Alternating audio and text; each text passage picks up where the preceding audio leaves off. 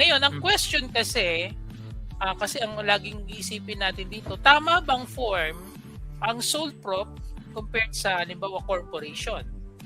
Kasi he, she, they, it, was, were. Can she practice her profession using one-person corporation, Mike? Ano sa tingin mo, Mike? Practice a profession for one-person corporation, bawal po. Yung very good. Priming yun, Mike. Galing galing sumagot. Corporation. Oo, kasi hindi ina-allowed ang mga professional, although may naririnig kami dyan, accounting corporation sa tabi-tabi. Ewan ko, ba't napapayagan?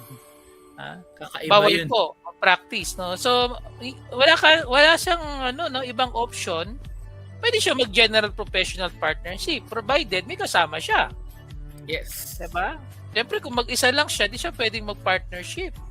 Joke lang tayo. So ngayon, assuming magsisingle ka, sufficient na yung kanyang binabayaran sa munisipyo, di na siya kailangan ng mayor's permit, no? Yung kanyang The PTR. PTR. Oo, the professional tax receipt. Okay. Saan siya magre-register?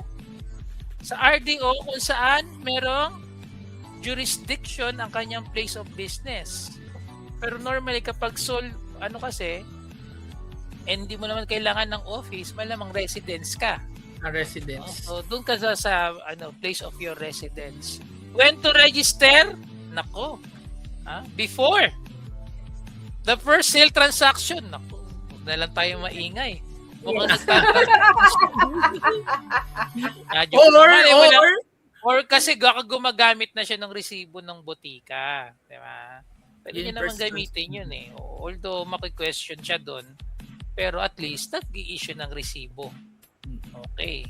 So or hindi mo kailangan ng within 30 days from the time na nag-secure siya ng PTR niya. Pwede rin. Oo, pwede rin yun.